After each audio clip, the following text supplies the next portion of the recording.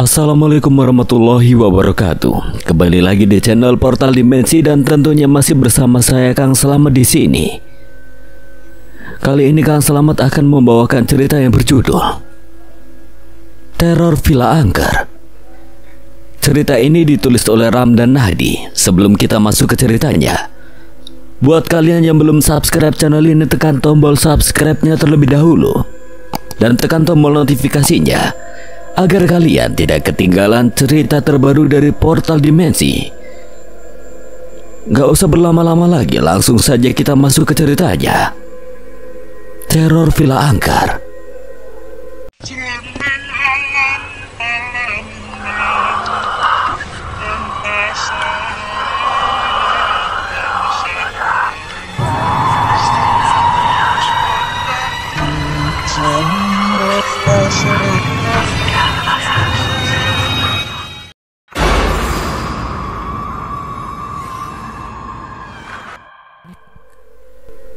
Maksud si Daniel, semalam kan mobil kita tinggal di luar villa. Kenapa sekarang bisa ada di halaman depan, rusak pula? Oh iya, gue baru ngerti. Apa jangan-jangan Mike ditangkap sama Pak Odi? Bisa jadi terus mobilnya dibawa ke halaman dan dirusak, biar kita nggak bisa pergi kemana-mana. Jangan nakutin gitu dong, Jo. Rere terbangun dari tidurnya setelah mendengar obrolan ketiga temannya yang masih berdiri di dekat jendela. Lagi pada ngapain berdiri di sana sih? Sini Re, gawat nih. Gawat, Laura sama Mike agak kenapa-napa kan? Bukan tentang Laura sama Mike. Rere pun bergabung dengan ketiga temannya itu. Aduh, beneran gak bakal bisa pulang nih. Gue gak mau mati di sini, Dis. Gue juga kagak mau, Re. Ini pasti kerjaan si Odi nih. Ada masalah apa sih dia? Kita belum tahu siapa pelakunya. Atau Laura sama Mike kerjain kita ngeprank buat konten, terus kalian juga terlibat. Kameranya mana? Temen lu udah mulai error tuh, Dis. Iya, kasihan ya. Abisnya selama di villa ini gue kerasa kayak di film horor. Pikiran gue bilang gak mungkin, tapi kejadiannya bener-bener nyata. Apalagi kejadian semalam. Iya Re, kalau ini cuma prank atau apalah, gak mungkin kan Wanda bisa copotin kepalanya terus tangannya megang kaki lu. Iya Dis, gue cuma tetap berharap ini cuma prank atau mimpi aja. Gue gak mau terjadi sesuatu sama Wanda, Laura, dan Mike. Bagaimanapun Laura adalah sahabat dekatnya dari SMA hingga akhirnya mereka bisa kuliah di kampus yang sama. Gue gak ngerti harus ngomong apa kalau ketemu sama ibunya Laura, Dis. Sejak tadi tidak ada satupun dari mereka yang berani keluar kamar.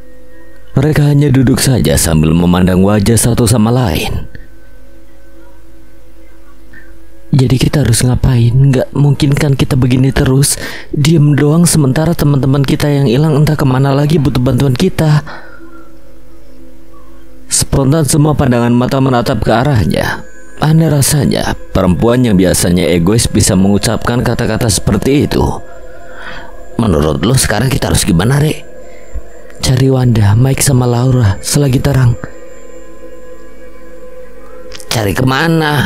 Lu tahu sendiri di sekitar cuma ada hutan sama danau. Gak ada perumahan warga atau apalah gitu. Lu inget gak, Mike pernah bilang ada perkampungan di dekat sini. Cuma emang letaknya lumayan jauh. Oh iya, gue inget, Re. Gimana kalau kita kesana aja terus minta bantuan warga?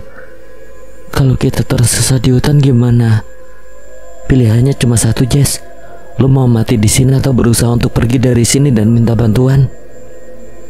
Gue setuju sama Rere. Gue juga. Yaudah, gue juga ikut. Gue nggak mungkin di sini sendirian. Dengan bergegas mereka pergi keluar kamar. Perlu bawa makanan gak? Emang lu lapar, Jo? Kagak sih. Gue juga kagak. Lo ngerasa aneh gak sih? Semenjak datang ke sini kita jarang ngerasa lapar atau haus. Semalam aja contohnya, udah lari sejauh itu plus gendong Rere, gue gak ngerasa haus loh. Pokoknya di sini serba aneh dah, makanya cepet-cepet keluar dari sini. Daniel berjalan ke arah pintu depan dan mendorong pelan. Pintu pun terbuka. Padahal semalam pintu itu seperti tembok beton yang sudah didobrak pun tidak terbuka. Aneh, arahnya kemana? Kemarin Mike sama Pak Odi masuk hutan bagian mana? Di dekat danau. Yaudah kita ke sana sekarang aja. Atau kita ke arah lain. Kemana, Dis? Lu inget ke orang-orang yang bawa obor pas kita pertama kali datang ke sini? Oh iya, yang bawa keranda itu ya? Iya, kita coba ke arah sana aja. Siapa tahu ada jalan, Rek. Semuanya setuju? Mereka pun berjalan ke arah hutan di samping kiri villa. Hutan yang terlihat cukup gelap walaupun matahari sedang terang-terangnya. Setelah menempuh perjalanan agak jauh, mereka menghentikan langkah. Kini di hadapan mereka ada sebuah pemakaman umum. Kemana lagi nih? Rere mengedarkan pandangan. Dari tempatnya berdiri, ia melihat ada seseorang sedang berdiri di dekat sebuah makam. Itu ada orang. Coba tanya aja. Mereka berjalan mendekati orang itu yang ternyata seorang pria. Permisi, Pak. Orang itu menoleh, bukannya menjawab sapaan Daniel. Ia malah berlari ketakutan. Pak, panggil Rere seraya mengejarnya. Ia pun jatuh tepat di atas sebuah makam. Lu gak apa-apa, Re? Dis. Ia menatap kayu nisan yang ada di hadapannya dengan nama Laura Subekti. Ada apa, Re? Itu Laura Subekti, bukannya itu nama lengkap Laura, Dis? Daniel, Joe, dan Jessica pun mendekat. Lu ngapain duduk di atas makam orang? Pada kenapa sih? Lihat nama di nisannya. Laura. Ya, itu nama lengkapnya Laura. Hah? Maksudnya Laura udah meninggal? Gue nggak tahu, Jess. Rere jongkok kemudian menggali gundukan tanah makam dengan tangannya. Ngapain lu, Re? Siapa tahu Laura masih hidup. Ra. Daniel mengangkat tubuh Rere. Lu tuh kenapa sih, Re? Coba berpikir jernih deh. Mana mungkin ada orang yang bisa bertahan hidup setelah dikubur berjam-jam? Lepasin, Nil, gak ada yang gak mungkin. Lu harus kuat, Re. Laura gak mungkin meninggal, Nil.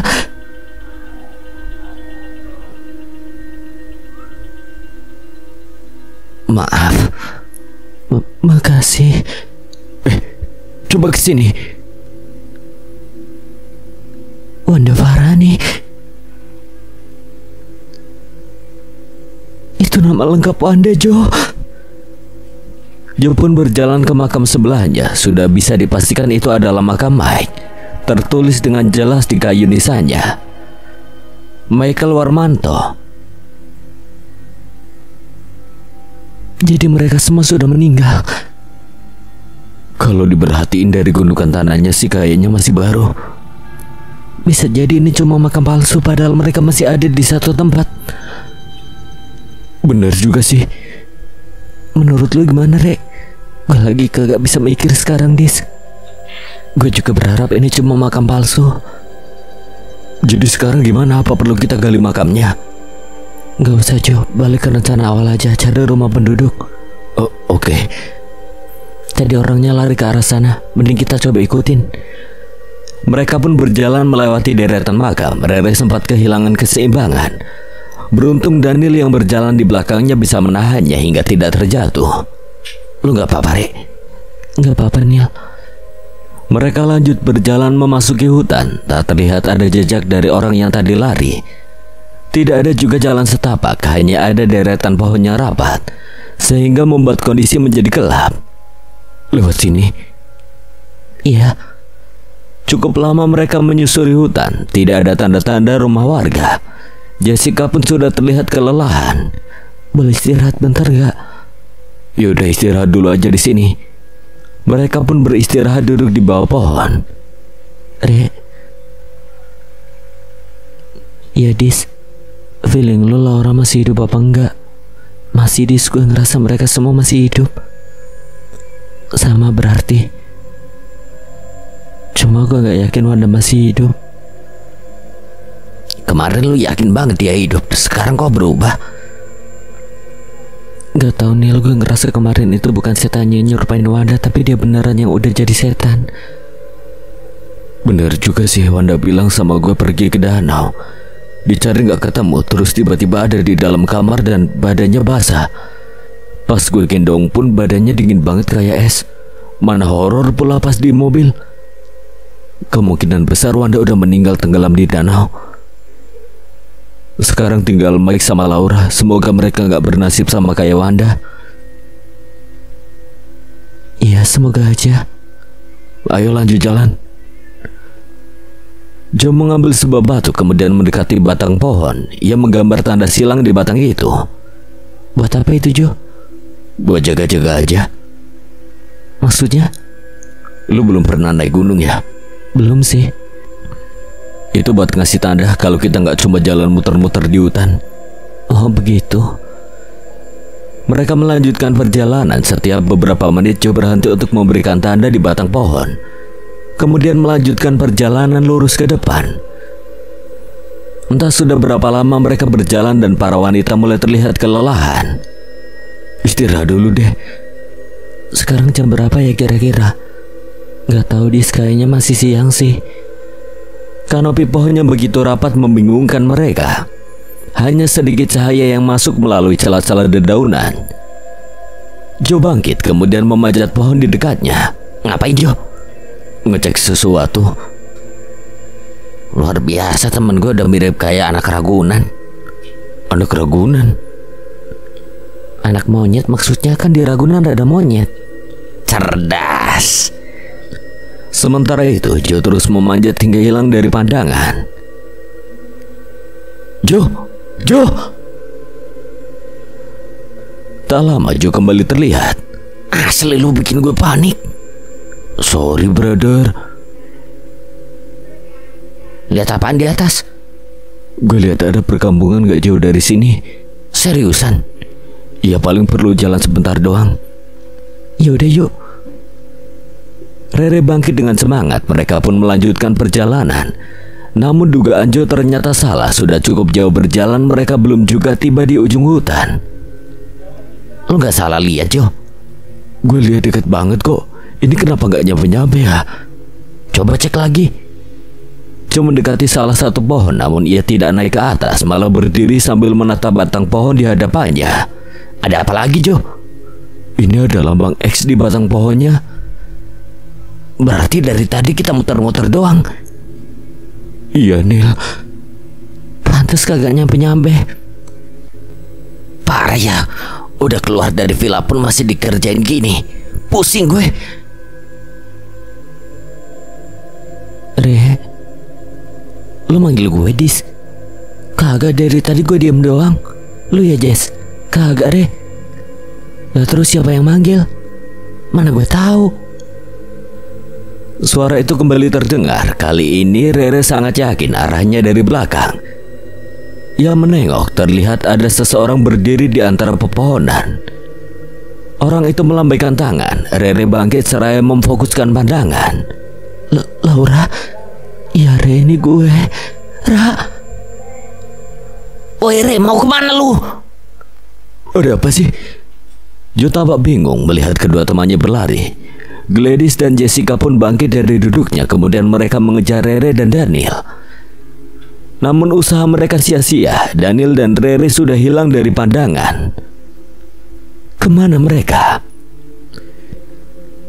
Gladys, Jessica dan Joe dibuat bingung karena Rere dan Daniel yang berlari tak jauh dari mereka sudah hilang entah kemana. Rere sama Daniel kemana Joe? Gue juga nggak tahu Dis. Joe terduduk di tanah. Tidak hanya lelah fisik, ia juga lelah pikiran karena harus menghadapi situasi seperti ini. Terjebak di hutan dan kehilangan sahabatnya. Apa kita tunggu di sini aja? Siapa tahu nanti mereka balik. Syukur kalau mereka balik Dis. Kalau nggak gimana? Masa kita harus tinggalin mereka? Terpaksa sekarang berdoa aja semoga Daniel sama Rere bisa pulang dengan selamat. Gue yakin banget Daniel bisa jagain Rere. Ayo lanjut jalan sebelum malam. Jangan lupa berdoa supaya nggak diajak muter lagi. Rere terus mengejar Laura masuk ke dalam hutan yang semakin gelap. Entah bagaimana ia tidak bisa mengejar Laura yang terlihat jalan kaki. Re! Laura menghentikan langkahnya kemudian menoleh ke arah Rere. Ia tersenyum seraya melambaikan tangan. Ra, jalannya jangan cepet-cepet napa, gue capek ngejarnya. Seseorang menepuk pundak Rere, spontan ia menoleh ke belakang. Lu ngapain sih, Re? Gue lihat Laura, Nil. Laura? Mana? Itu mana? Tadi dia berdiri di sana senyum sambil lambain tangan, Nil. Lu yakin kagak lu? Kagak. Ya udah kita balik ke tempat tadi, yang lain pasti khawatir. Rere kembali melihat ke tempat Laura berdiri. Nil, ya benar-benar sudah menghilang. Rere dan Daniel berjalan ke tempat istirahat tadi. Lain kali jangan main asal lari aja, Re. Bikin orang khawatir aja. Ya maaf, lu bukannya seneng kalau gue hilang? Ya enggak lah, siapa sih yang senang temennya hilang? Bener juga sih, walaupun gue kesel sama si Wanda pas dia hilang ikut sedih juga. Nah gue juga gitu, walaupun sebel sama kelakuan lu, tetap gak mau kalau lu hilang.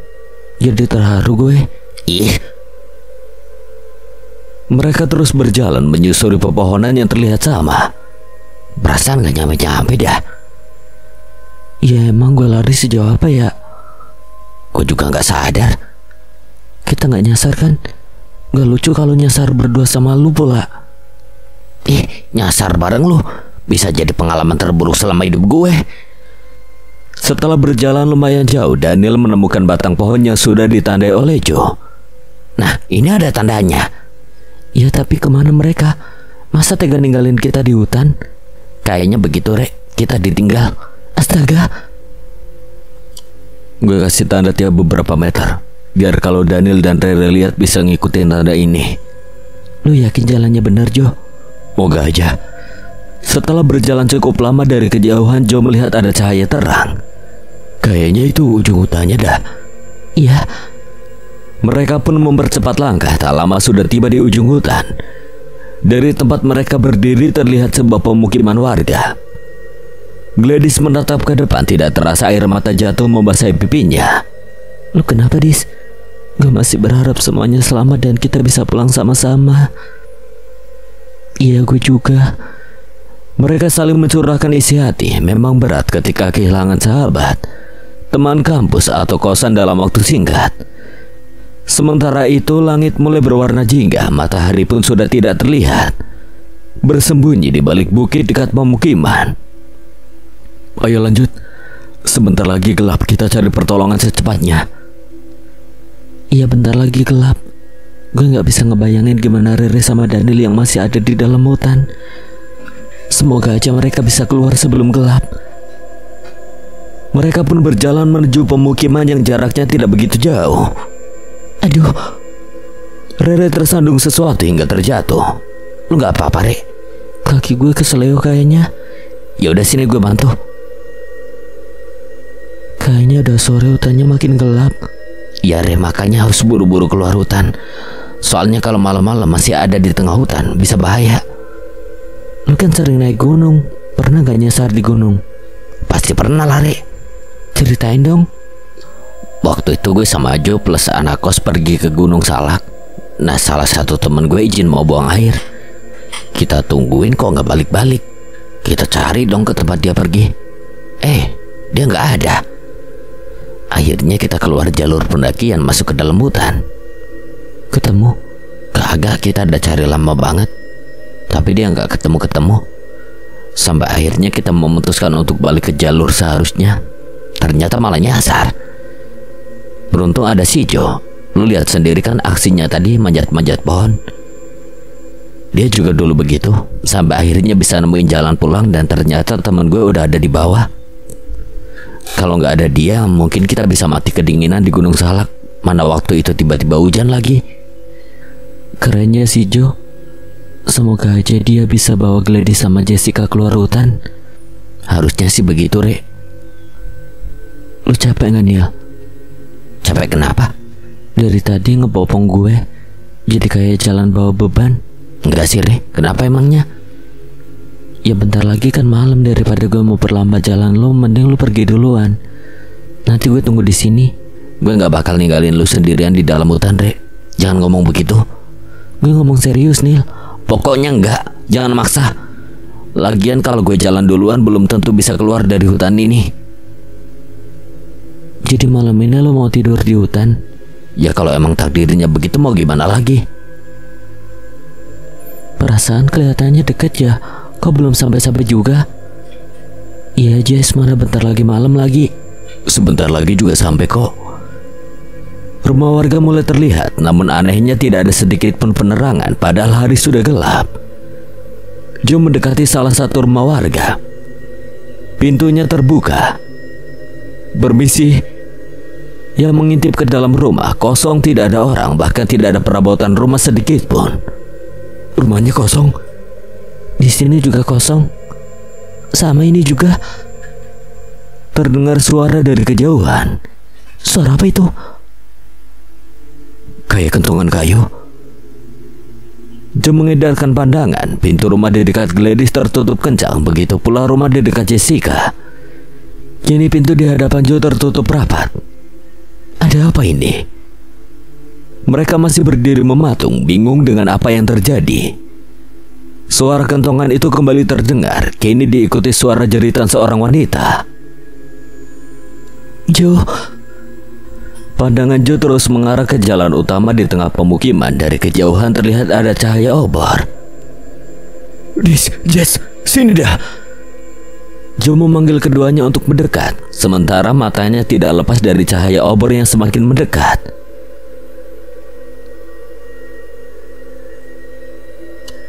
Ngapain kalian di sini? Tanya suara yang terdengar di belakang mereka. Sontak mereka pun menoleh. Terlihat seorang nenek sudah berdiri di dekat mereka. Cepat masuk. Perintahnya seraya berjalan dengan terburu-buru ke arah salah satu rumah. Namun Joe, Gladys dan Jessica bergeming. Mereka tampak ragu untuk ikut masuk ke dalam rumah nenek itu. Sementara itu kembali terdengar suara jeritan wanita yang menyayat hati. Cepat. Sebenarnya ini ada apa, Nek? Sudah tidak ada waktu lagi. Kalau kalian tidak segera masuk, maka nasib kalian akan sama dengan wanita-wanita itu. Dengan bergegas, Joe, Gladys dan Jessica masuk ke dalam rumah nenek itu. Terdengar suara langkah kaki bersautan. Joe yang penasaran mengintip melalui lubang yang ada di pintu bilik. Jelas sekali ia melihat banyak orang melintas sambil membawa obor. Matanya terbelalak saat melihat ada seorang wanita yang diseret dengan tubuh yang penuh darah. Keranda? Apa Joe? Ada keranda? Hah? Keranda? Ya, bentuknya mirip sama yang kita lihat pas pertama kali datang ke villa. Jadi kalian pernah menginap di villa itu? Iya, Nek. Bagaimana kalian bisa selamat? Kami kabur lewat pemakaman di hutan, tapi 5 teman kami sampai sekarang masih hilang. Apa kalian bertemu dengan penjaga villa itu? Pak Audi. Jangan sebut nama itu di sini, warga kampung sini tidak suka dengannya. Emangnya ada apa dengan dia? Dia itu monster, pembunuh. Orang-orang yang kamu lihat tadi itu anak buahnya. Mereka sering mengambil perempuan warga kampung sini untuk dibawa ke villa. Dibawa ke villa untuk apa? Untuk dijadikan pelayan dan pemuas nafsu mereka. Kenapa tidak dilaporkan ke polisi? Polisi? Ya, polisi apa? Pihak desa nggak ada yang lapor ke polisi.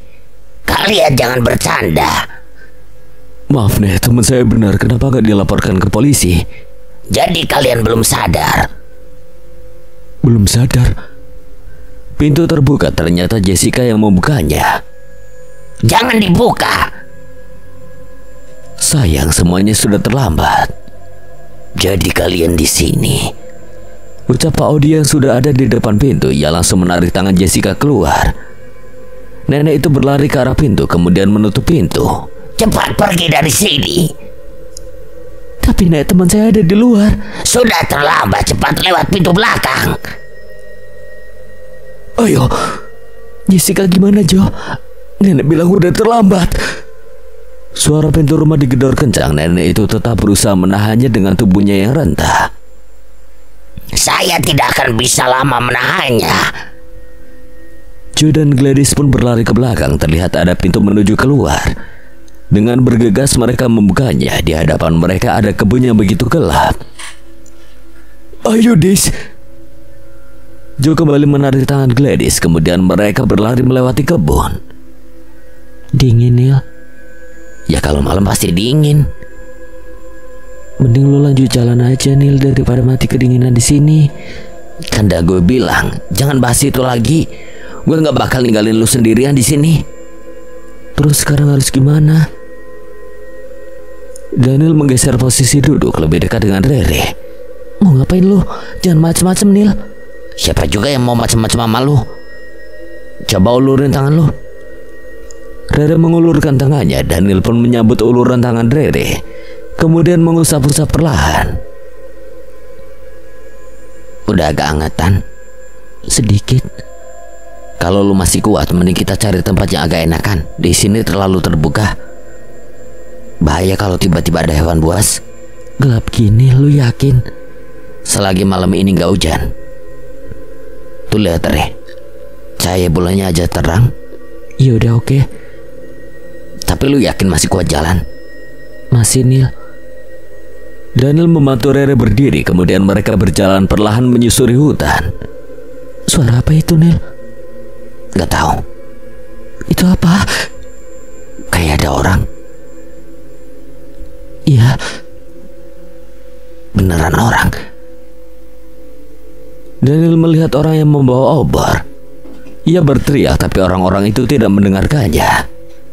Neil, cepat ke sana, nanti mereka keburu hilang. Daniel pun berlari mendekati orang-orang itu. Saking terburu-burunya ia tersandung akar pohon hingga terjatuh. Neil, lu gak apa-apa kan? Aman, cuma kesandung. Ia kemudian bangkit dan kembali berlari, menghentikan langkah saat mendengar jerit tangis wanita. Tatapan mata Daniel terfokus pada keranda. Di dalamnya ada orang yang ia kenal, Jessica. Saat Daniel ingin memanggil Jessica, terlihat Pak Odi sedang berjalan di belakang keranda. Bentuk tubuhnya berbeda dari yang terakhir kali ia lihat, tinggi besar dengan mata yang merah. Berhenti! Teriak Pak Odi yang membuat rombongan itu menghentikan langkah seketika. Suaranya sungguh menakutkan hingga membuat Daniel gemetar. Pak Odi menoleh ke tempat Daniel berdiri. Sorot mata merah itu seakan memancar di kegelapan hutan. Spontan Daniel menjatuhkan diri ke tanah, bersembunyi di balik akar pohon yang besar. Neil. Panggilan Rere semakin terdengar dekat. Kini Daniel sedang berada di posisi terjepit. Jika ia berdiri dan berlari ke arah Rere, ada kemungkinan Pak Odi akan melihat dan mengejarnya. Perlahan Daniel merangkak ke arah Rere. Suara gesekan kaki dengan dedaunan terdengar cukup kencang. Hal itu membuat Pak Odi berjalan ke arah Daniel. Siapa di sana? Tubuh Daniel membeku mendengar suara menakutkan itu. Ia berbaring di tanah, seraya berharap Pak Odi tidak melihatnya, serta berharap Rere tidak lagi bersuara atau menghampirinya. Cukup lama ia mempertahankan posisinya hingga akhirnya Pak Odi membalikkan badan dan pergi bersama rombongan. Dengan bergegas Daniel bangkit dan berjalan ke arah Rere. Kakinya yang terasa lemas sempat membuatnya beberapa kali terjatuh. Sayup-sayup terdengar suara isak tangis. Daniel pun berjalan ke arah suara. Katanya gak bakal ninggalin gue. Gerutu Rere terisak sambil menundukkan kepalanya. Tak lama ia merasakan ada pelukan hangat. Gue masih di sini, Kore. Kayaknya mereka gak ngejar, Jo. Iya. Ini pertama kali gue malam-malam ada di tengah hutan. Yang penting jangan jauh-jauh dari gue, Dis. Iya, Jo. Terus sekarang kita mesti kemana? Cari tempat yang aman aja buat tidur. Soalnya kalau di sini pasti dingin banget. Gelap gini gimana nyarinya? Gak terlalu gelap banget, Dis. Bulannya malah lagi terang-terangnya. Ya udah, gue ngikutin aja. Jangan jalan di belakang, Dis. Tetap di samping gue. Kalau lihat sesuatu, nggak perlu teriak atau takut. Udah biasa hal-hal aneh ada di dalam hutan pas malam begini. Iya, Jo. Sakit, Re. Abisnya lu tega ninggalin gue. Sekarang kan gue udah balik lagi. Pokoknya jangan ninggalin gue lagi, gue takut, Nil. Udah, Re, nggak enak kalau dilihat orang. Daniel melepas pelukan Rere. Mana ada orang sih, Nil? Tadi lu juga yang meluk gue duluan. Maksudnya apaan coba? Ya gimana ya? Niatnya kan buat nenangin lo. Gue gak bermaksud apa-apa. Beneran cuma itu doang? Ya emang apa lagi? Ya udah kalau gitu, mending lu pergi aja. Daniel mengerutkan dahi melihat sikap aneh Rere. Lu kenapa sih? Kesambet penunggu hutan? Kagak. Udah kalau lu mau pergi aja. Ih, kagak jelas banget. Lu yang gak jelas. Ya udah gue pergi duluan ya, Re. Cari tempat tidur. Tuh kan tadi bilang gak mau ninggalin gue, sekarang ninggalin gue. Jadi mau lu apaan sih, Re? Labil bener tadi minta gue pergi, sekarang marah-marah gue tinggalin. Habisnya lu kagak ngerti perasaan cewek sih, dasar lelaki batu. Lu mau di sini aja apa ikut sama gue cari tempat buat tidur? Kan lu tahu kaki gue keseleo. Oh iya, lupa, maaf, Re. Ngomong-ngomong, kenapa lu balik sendirian nih? Lo orang-orang tadi kemana? Duh, gue lupa ngomong masalah itu. Gara-gara lu ngomel-ngomel mulu. Jadi begini, Re. Tadi gue lihat Jessica. Jessica ngapain dia pergi sama rombongan itu? Dia bukan pergi sama mereka tapi dibawa. Dibawa gimana? Emangnya dia barang apa? Gue lihat dia ada di dalam keranda. Terus di belakangnya ada Pak Odi. Pak Odi ngapain lagi dia? Kayaknya dia yang memimpin rombongan itu. Soalnya pas dia minta berhenti, semuanya berhenti. Terus Pak Odi beda sama yang kita lihat dulu. Apanya yang beda? Badannya lebih gede, keker gitu. Terus matanya merah. Mana suaranya serem banget lagi. Gue sampai merinding dengernya. Gue dari awal udah curiga sama tuh orang. Lo tahu kemana Jessica pergi? Kagak, Re. Orang gue ngumpet takut ketahuan sama Pak Odi. Ntar gue ikut di bawah, terus lo sendirian dia di hutan. Baguslah, untung lo ngumpet, jadi bisa bantu gue jalan. Oh, jadi begitu. Canda, Nil. Tapi gue masih kepikiran sama Jessica. Dia dibawa kemana ya kira-kira? Apa jangan-jangan Laura, Mike, sama Wanda juga dibawa sama mereka? Kalau iya berarti mereka kemungkinan masih hidup tapi dikurung di satu tempat. Ya juga ya. Apa kita cari tempatnya di mana? Ya enggak lah, Nil. Lo tau sendiri jalan aja gue susah. Ntar gue ketangkep gimana? Ya enggak gimana-gimana. Anggap aja itu takdir. Jahat ih. Sakit, Re.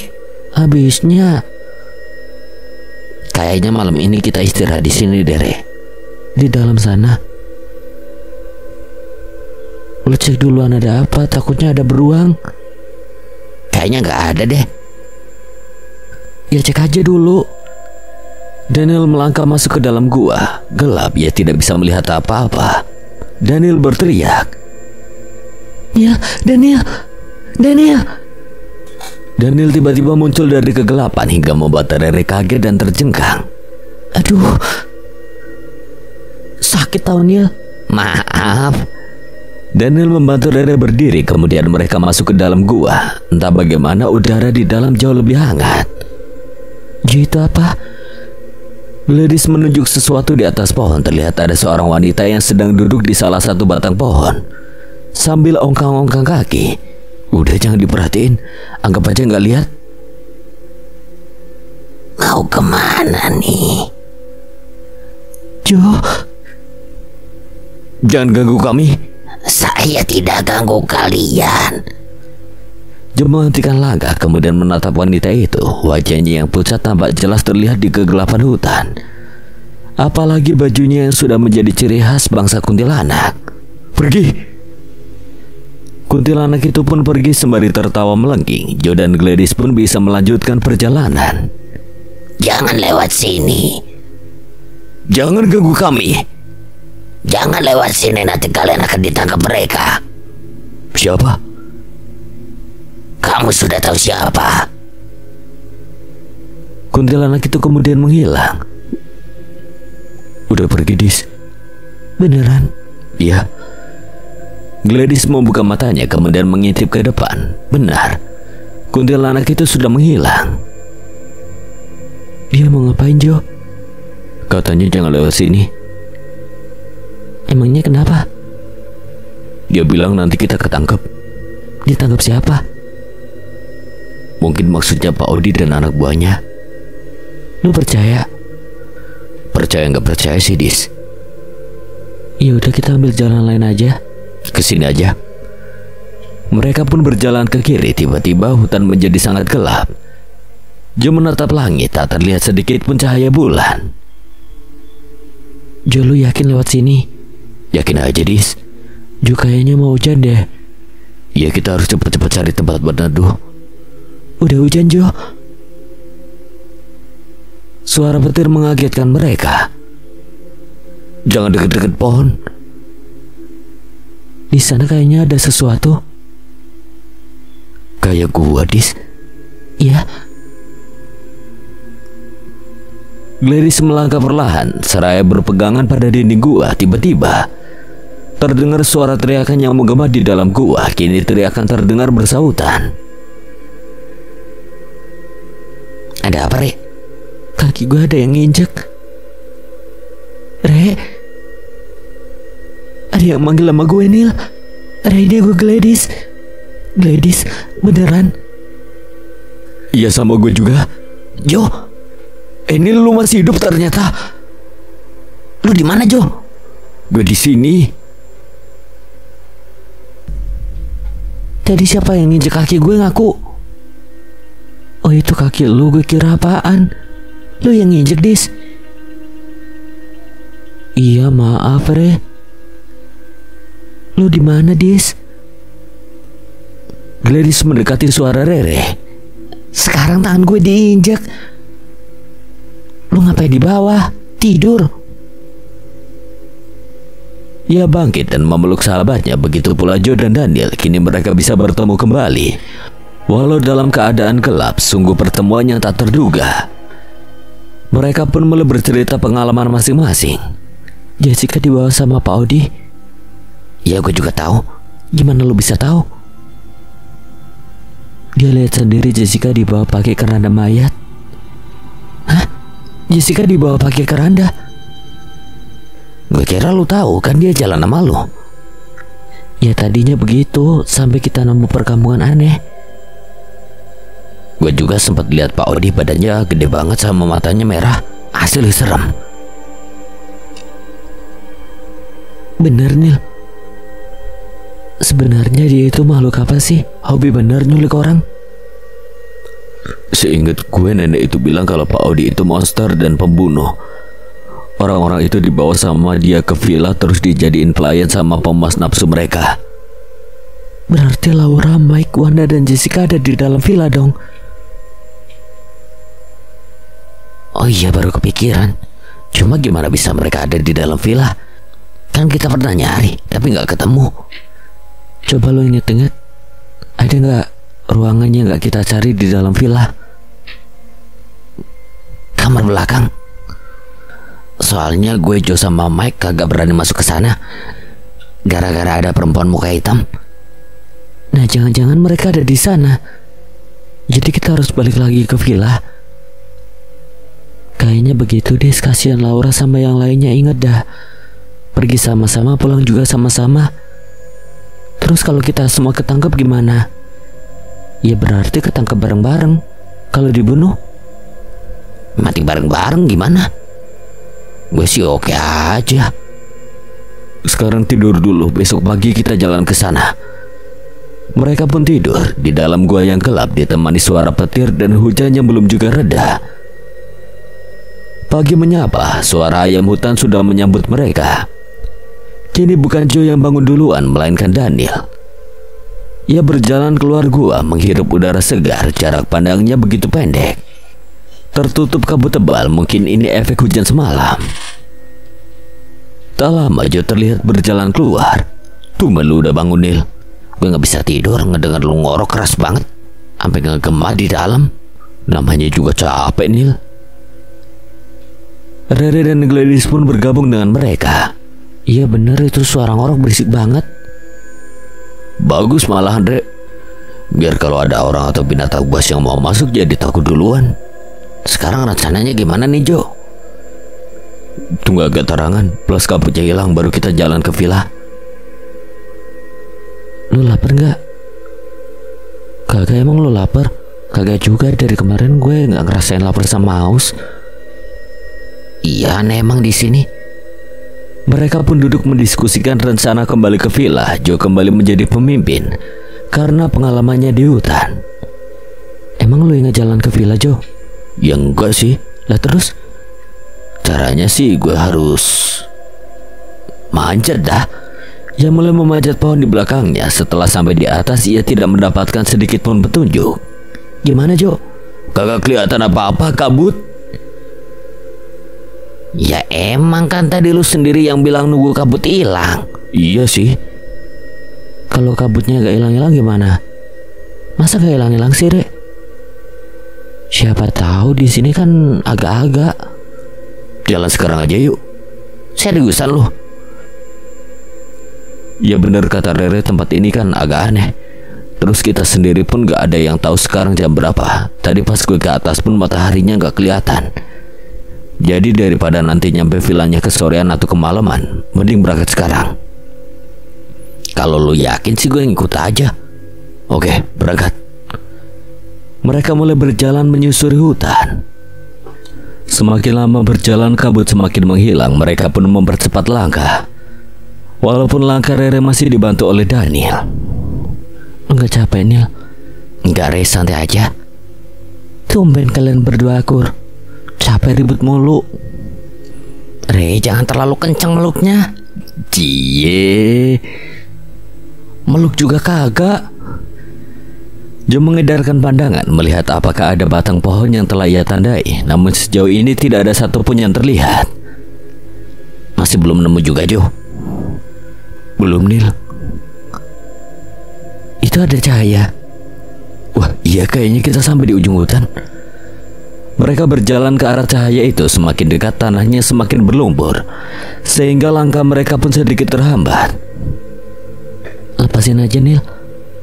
Emang udah gak sakit? Sedikit sih.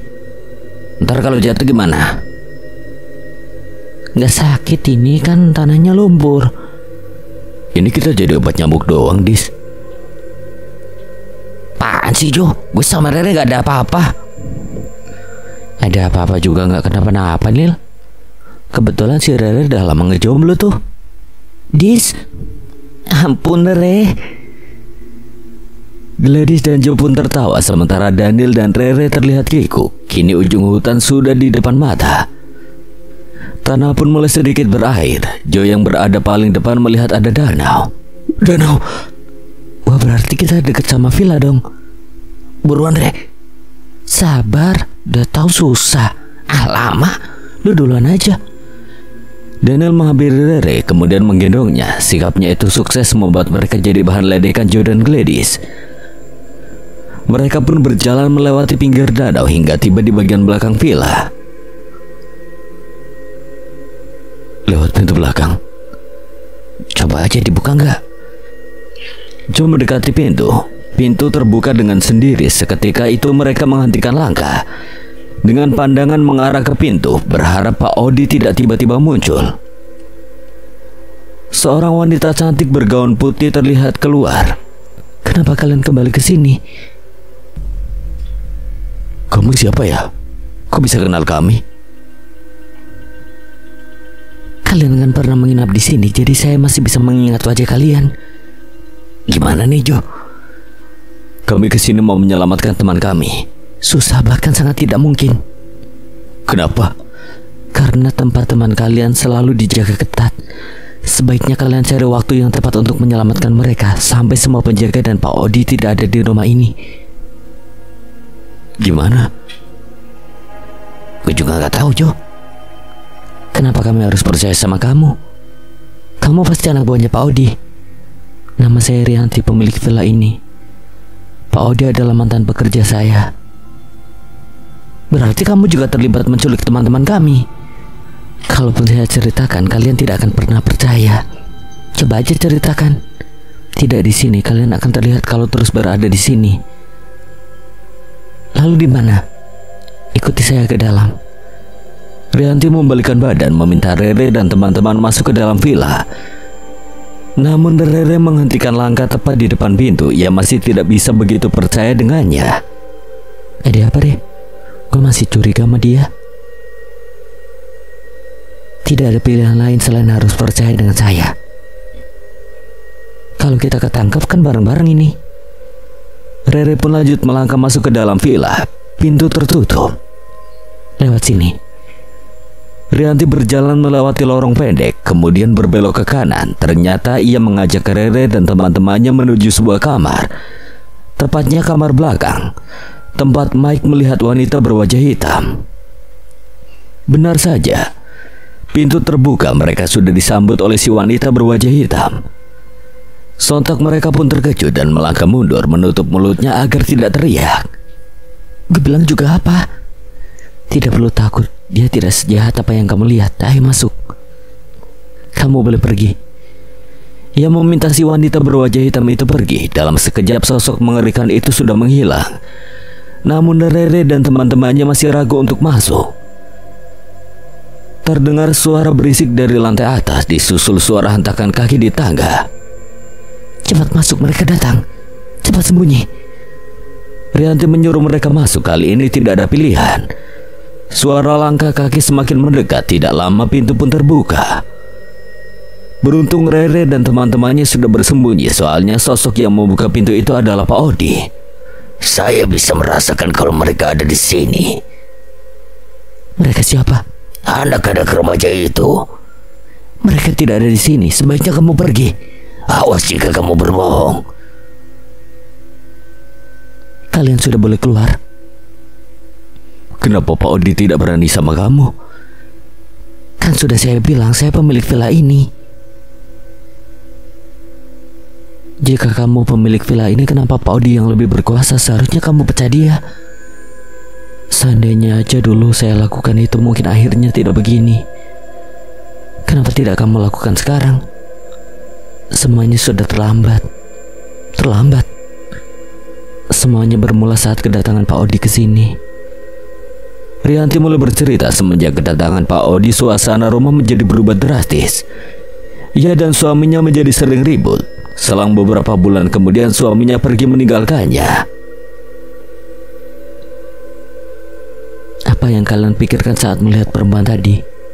Perempuan mana? Yang wajahnya hitam. Serem.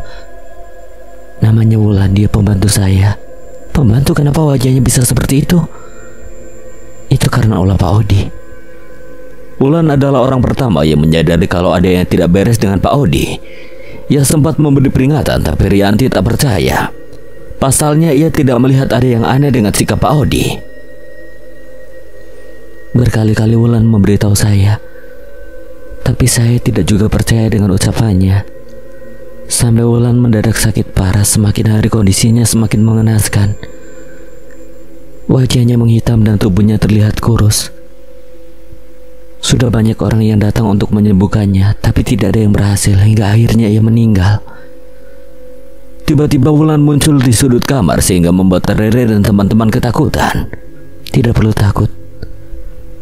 Sejak awal saya sudah mengusir kalian dari sini. Kenapa kalian tidak juga pergi? Kami sudah berusaha pergi tapi tidak bisa. Ya karena kalian bodoh. Mau saja ditipu oleh Pak Odi. Sudah, Lan. Iya, Non. Saya juga pernah bertemu salah satu dari kalian, tapi sepertinya dia tidak ada di sini. Siapa? Laura, Rek. Dia sempat cerita pas pertama kali datang ke sini. Apa dia ditangkap? Iya. Kenapa kamu tidak melaporkan Pak Odi ke polisi? Polisi? Apa kamu bercanda? Saya tidak bercanda. Kalau begitu kalian belum sadar. Belum sadar bagaimana? Rianti bangkit kemudian berdiri menghadap tembok. Lihat saya. Ia berjalan perlahan mendekati tembok sampai menembus. Sontak hal tersebut membuat Rere dan teman-temannya terkejut. Bukan manusia, Rianti pun muncul di belakang mereka, sukses membuat mereka menjerit. Jangan berteriak, nanti Pak Odi dengar. Jadi kamu hantu? Ya sama seperti kalian. Maksudmu? Apa kalian tidak sadar di sini berbeda? Ya kami sadar banyak yang aneh di sini. Ya karena kalian tidak ada di dunia manusia. Semua orang yang kalian lihat di sini sudah mati, termasuk saya. Jadi kami sudah mati? Iya. Bagaimana bisa? Hanya kalian yang tahu. Coba kalian ingat-ingat lagi. Kecelakaan mobil. Apa, Dis? Setelah mobil kita hampir masuk jurang, tiba-tiba semuanya berubah. Berarti aslinya kita semua masuk ke jurang. Kayaknya begitu, Nil. Terdengar suara deru langkah kaki di luar. Rianti, kalian harus segera pergi dari sini. Pak Odi sepertinya sudah tahu kehadiran kalian. Kenapa harus lewat pintu? Kenapa tidak menembus tembok saja seperti apa yang kamu lakukan? Tidak bisa. Bukannya kamu bilang kalau kami sudah mati? Sekarang bukan waktu yang tepat untuk menjelaskan. Pak Odi dan anak buahnya sudah dekat. Cepat ikut dengan saya. Rianti, kamu membohongi saya. Cepat. Mereka pun akhirnya berjalan keluar kamar menuju pintu belakang. Bagaimana mereka tahu? Sepertinya Pak Odi mendengar suara teriakan tadi. Berarti ini semua salah saya, maaf. Buka pintunya, Lan. Tidak bisa, mereka semua akan tertangkap. Apa ada anak buah Pak Odi di luar? Jadi bagaimana ini? Kenapa kita nggak nembus tembok atau terbang aja kayak Wulan? Apa Non belum memberitahu mereka? Memberitahu apa? Sudah sebagian. Sebagian? Sebenarnya kalian sedang berada di antara hidup dan mati. Apa? Intinya kalian belum sepenuhnya mati. Apa yang harus kita lakukan? Sepertinya kita terpaksa melakukan itu, Non. Rianti mengangguk pelan, tanda ia mengerti dengan ucapan Wulan. Bagaimana dengan teman-teman saya? Mereka sudah tidak bisa diselamatkan. Selama kalian belum sepenuhnya mati, kalian masih ada kemungkinan selamat. Dari mana kalian tahu kalau kami belum sepenuhnya mati? Tubuh orang mati itu dingin, nafas pun dingin. Kalian harus lari lurus ke depan sekencang mungkin. Jangan sekalipun menoleh ke belakang. Masuklah ke dalam hutan, nanti di ujung hutan ada jalan keluar dari tempat ini. Lalu bagaimana dengan Pak Odi dan anak buahnya? Biar kami yang hadapi, kalian sudah siap? Nil. Iya. Kaki gue masih sakit. Naik ke punggung gue buruan. Ngapain lu berdua? Kaki Rere masih sakit, Jo. Dah lu siap-siap aja lari. Jangan lihat kita berdua. Pintu terbuka lebar, terlihat beberapa anak buah Pak Odi sudah menunggu kami. Wulan melayang dengan cepat menghalau mereka diikuti Rianti. Sekarang Jo menarik tangan Gladys, kemudian mereka berlari duluan sementara Daniel menyusul di belakang. Mereka berlari tanpa sedikit pun menengok ke belakang, melewati pinggiran danau dan masuk ke dalam hutan. Ini benar gak sih jalannya? Gak tahu, tapi kita harus tetap jalan ke depan. Capek, ih. Lu capek juga gak, Nil? Lumayan. Berhenti dulu, Nil.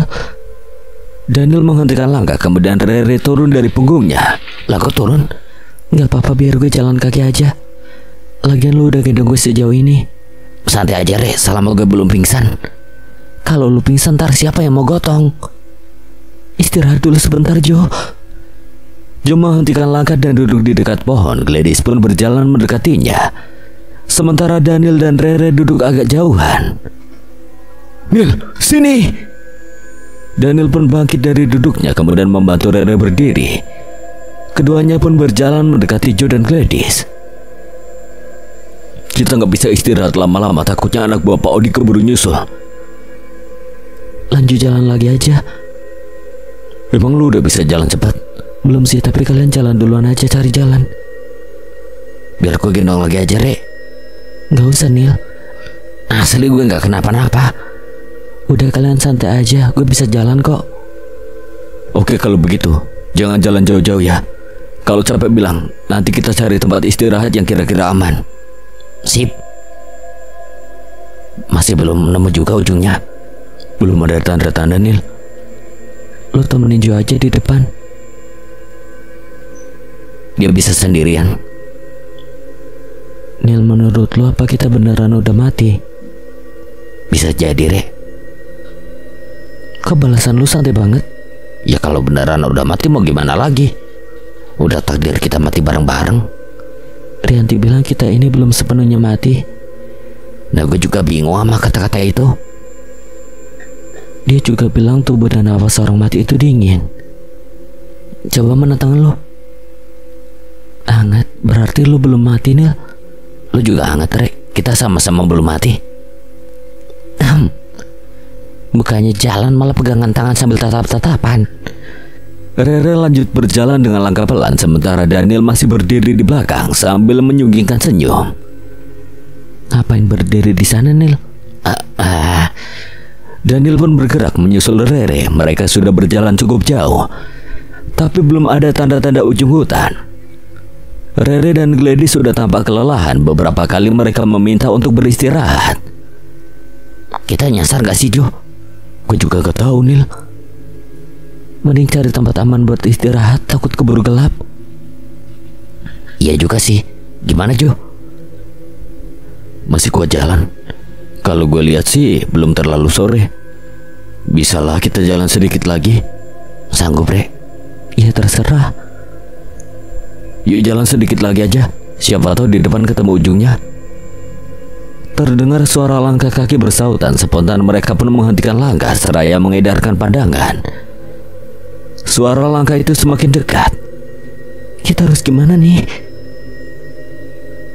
Jo, jangan ngelamun. Bentar, gue lagi mikir.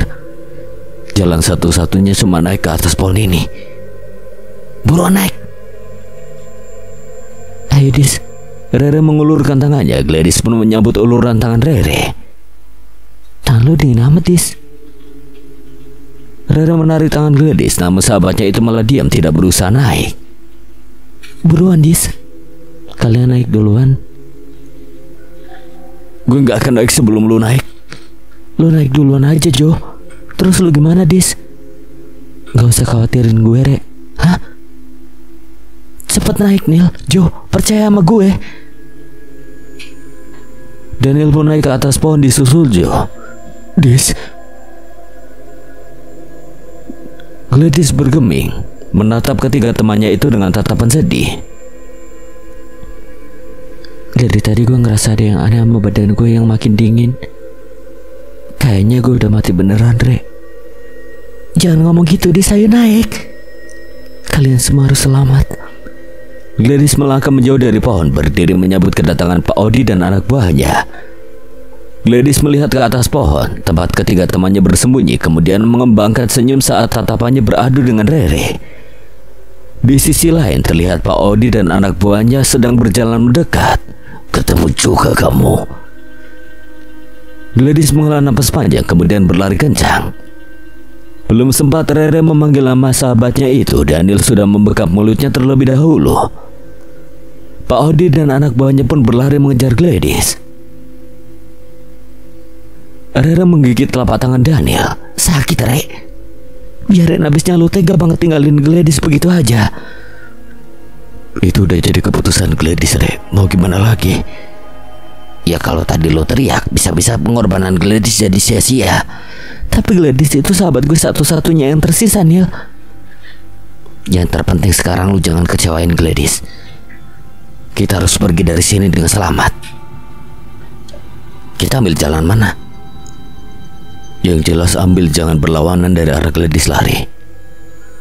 Terdengar suara teriakan wanita menggema. Gladys, Nil. Lu harus kuat, Rek. Ayo jalan sekarang. Lu bisa jalan, Rek? Bisa. Mereka pun mulai berjalan kembali menyusuri hutan yang sudah mulai gelap. Kayaknya kita harus cari tempat buat malam ini sebelum hutannya benar-benar gelap. Oke, siap. Mereka pun lanjut berjalan pelan seraya melihat sekitar, siapa tahu ada tempat yang bisa digunakan untuk bermalam. Namun sejauh mata memandang hanya deretan pohon saja yang terlihat. Gimana, Jo? Tempatnya terbuka semua, Nil, bahaya banget. Di sana kayaknya bisa deh. Rere menunjuk sebuah batu besar yang di sampingnya ada pohonnya berdiri rapat. Wah, iya. Jo melangkah mendekati batu itu melihat apakah tempat itu cukup aman untuk dipakai bermalam. Gimana, Jo? Bisa sih, tempatnya nggak terlalu terbuka banget. Daniel dan Rere pun melangkah mendekati Jo kemudian mulai merapikan tempat itu. Jo dan Daniel mengambil ranting pohon untuk menutupi area yang masih terbuka, sementara Rere mengumpulkan dedaunan kering untuk dijadikan alas tempat tidurnya. Malam ini pasti dingin banget, jadi lu harus siap-siap. Biar gak dingin gimana? Ya tidur dempetan, Rere di tengah. Ah, enggak. Enak deal lu. Lah kenapa marah? Emang lu cowoknya Rere? Rere melirik Daniel menantikan jawaban darinya. Ya bukan sih, tapi gak enak lah. Masa cewek diimpit sama cowok? Ya udah kalau gitu Rere tidur di pojok sini dekat pohon, soalnya gak terlalu dingin. Terus lu tidur di ujung sono, nah gue di tengah. Gak usah misah-misah, gue gak apa-apa kok kalau tidur dempetan. Nah tuh Rere aja setuju. Ya udah, Rere tetap di pojok, gue di sampingnya, terus baru lu. Modus lu. Kagak, biar kalau ada apa-apa lu duluan yang kena. Ah, bilang aja mau deketan sama Rere. Udah, dari tadi bahas itu mulu, siapa aja boleh tidur deket gue. Asik. Dan langsung bergerak ke samping Rere. Suasana hutan begitu sunyi, tidak terdengar sedikit pun suara. Dingin gak, Re? Sedikit. Shh, berisik. Tidur. Siap, bos. Pagi menyapa disambut dengan kicauan burungnya bersautan. Daniel dan Rere terlihat tidur berpelukan, sementara Jo sudah tidak ada di tempat. Daniel bangun dari tidurnya diikuti Rere. Maaf. Gak apa-apa. Daniel mengedarkan pandangan mencari keberadaan sahabatnya. Jo kemana, Nil? Gue juga gak tahu. Daniel berjalan sambil melihat sekitar. Terlihat Jo sedang duduk di samping pohon sembari menatap langit. Lu di sini ternyata. Ngapain, Jo? Gak ngapa-ngapain. Lu habis nangis? Kagak. Ah, jangan bohong, ada masalah apa sih, Jo? Pegang tangan gue. Apa sih? Pegang aja, Nil. Enggak. Jo meraih tangan Daniel. Spontan Daniel berusaha melepaskannya, namun Jo tetap menggenggam tangan sahabatnya itu dengan erat. Apa yang lu rasain? Lepas, malu kalau dilihat Rere. Apa yang lu rasain, Nil? Bukannya menjawab pertanyaan Jo, Daniel malah menangis. Ada apa pagi-pagi dah ribut? Lu kenapa nangis, Nil? Gara-gara gue. Hah? Gue gagal, Re. Maksudnya? Badan gue udah dingin. Jo, pokoknya lu gak boleh pergi. Gue gak akan pergi, Nil. Ra, gue bakal nemenin kalian sampai bisa selamat dari sini. Suara tawa menggema merusak suasana haru. Ternyata kalian di sini. Pak Odi tiba-tiba muncul dengan beberapa anak buahnya. Sontak Rere pun berlari mendekati Daniel dan Jo. Aduh. Rere pun terjatuh dengan bergegas. Daniel berlari mendekatinya dan mengangkat tubuhnya. Kalian cepetan pergi. Daniel berlari meninggalkan Jo sambil menggendong Rere. Air mata terus jatuh di pipinya, memikirkan bagaimana nasib sahabatnya itu. Kekhawatiran Daniel ternyata benar. Dari postur tubuhnya saja Jo bukanlah tandingan Pak Odi. Hanya dengan 2 pukulan saja ia sudah tersungkur ke tanah hingga tidak sanggup lagi berdiri. Pak Odi memerintahkan beberapa anak buahnya untuk membawa Jo yang sudah tak berdaya. Sementara ia pergi mengejar Daniel dan Rere. Dari kejauhan Daniel melihat ada cahaya terang yang mempercepat larinya menuju cahaya itu. Tanpa sedikit pun menoleh ke belakang. Maafin gue, Neil. Bukan waktunya minta maaf sekarang, yang penting kita selamat. Sebuah pemandangan berbeda terpampang di hadapan mereka. Padang ilalang yang sangat indah. Daniel terus berlari melewati deretan ilalang. Langkahnya terhenti saat di depannya sudah ada jurang. Neil, maafin gue, Re. Kayaknya kita salah jalan. Turunin gue, Neil. Gak apa-apa, Neil. Ini bukan salah lu kok. Re, sebelum terlambat, gue mau ngomong sesuatu. Iya. Gue suka sama lu, Re, dari semenjak kita tersesat berdua di hutan. Gue juga, Neil. Mereka berpelukan. Suara tawa menyeramkan itu mengganggu suasana romantis antara Rere dan Daniel. Seketika itu mereka melepaskan pelukannya, menatap ke depan menyambut kedatangan Pak Odi. Pak Odi pun muncul berjalan perlahan ke arah mereka. Kalian mau kemana? Rel masih bisa lari. Kalaupun harus ketangkap, setidaknya kita selalu sama-sama. Lu tunggu di sini. Daniel berlari mendekati Pak Odi, kemudian melayangkan pukulan padanya. Begitu saja kemampuanmu. Pak Odi berhasil menepis pukulan Daniel, kemudian membanting tubuhnya ke tanah. Daniel! Teriak Rere disertai air mata yang jatuh di sudut matanya. Ia tidak bisa melihat tubuh Daniel karena terhalang ilalang. Terdengar teriakan Daniel saat Pak Odi melangkah maju. Daniel! Pergi, Re! Pak Odi mengangkat tubuh Daniel kemudian membantingnya lagi ke tanah. Setelah itu tidak terdengar suara Daniel. Sekarang giliran kamu. Rere mundur perlahan, tidak ingat kalau di belakangnya ada jurang, hingga akhirnya ia pun terjatuh ke dalam jurang. Ia berteriak seraya menutup mata. Rere terisak kesakitan, merasakan tubuhnya seakan-akan hancur berkeping-keping. Ia membuka mata samar-samar, terlihat sudah banyak orang berkerumun, serta suara sirine ambulan yang terdengar. Ada yang masih hidup. Tubuh Rere diangkat kemudian dibaringkan di atas berangkar. Ia tak sanggup menahan rasa sakit di tubuhnya hingga akhirnya tidak sadarkan diri. Terdengar suara alat pendeteksi denyut jantung. Perlahan Rere pun mulai tersadar. Membuka mata seraya mengedarkan pandangan. Matanya terpaku pada orang yang berdiri menghadap jendela kamar. Dari belakang ia sudah bisa mengenalinya. Daniel, akhirnya lu bangun juga, Re. Kok lu bisa ada di sini? Gue juga selamat dari kecelakaan itu, Re. Yang lain? Mereka semua gak selamat. Yang penting kita berdua selamat sesuai apa yang mereka mau, Re. Lu bisa jalan. Sakit, Neil. Harus sering digerakin biar gak sakit.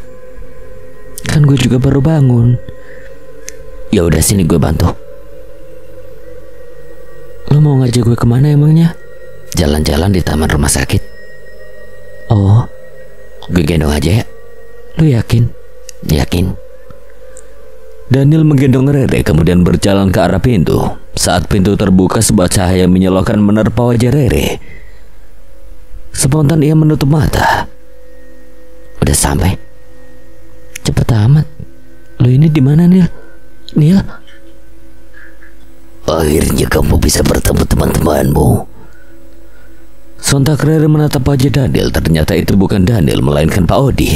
Lepasin. Kamu tidak akan bisa lepas.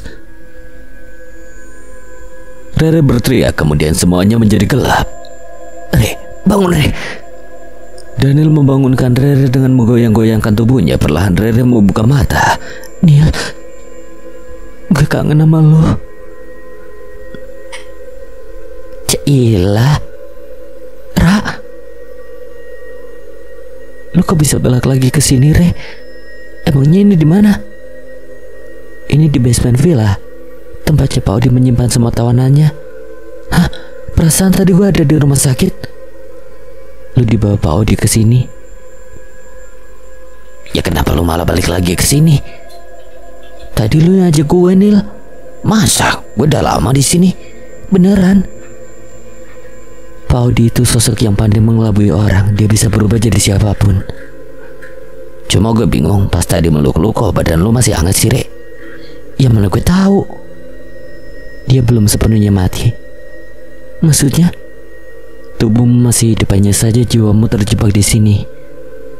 Apakah ada cara untuk mengembalikan jiwa Rere ke tubuhnya?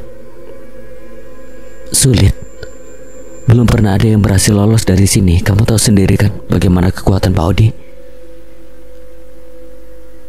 Kenapa Pak Odi begitu kuat? Saat hidup ia sudah melakukan perjanjian dengan jin ilmu hitam.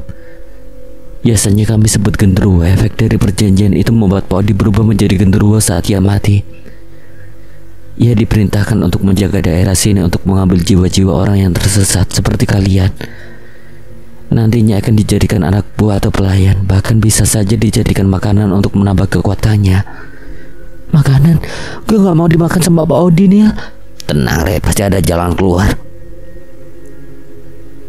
Sekarang apa yang bisa kita lakukan untuk menyelamatkan Rere? Tidak ada. Dia hanya tinggal menunggu kematian itu datang. Terdengar suara teriakan dari atas. Suara apa itu? Salah satu teman kamu. Teman? Rere mengedarkan pandangan menatap wajah temannya satu persatu. Wanda kemana? Itu suara Wanda, Rek. Kita semua akan mendapatkan giliran. Hanya masalah waktu saja. Beruntung kamu mendapatkan giliran terakhir. Sekian. Dan terima kasih buat Ram dan Nahdi yang telah mengizinkan saya membawakan ceritanya. Apabila ada kesalahan atau kekurangan, Kang Selamat memohon maaf sebesar-besarnya. Dan akhir kata, Kang Selamat pamit undur diri. Wassalamualaikum warahmatullahi wabarakatuh. Sampai berjumpa lagi.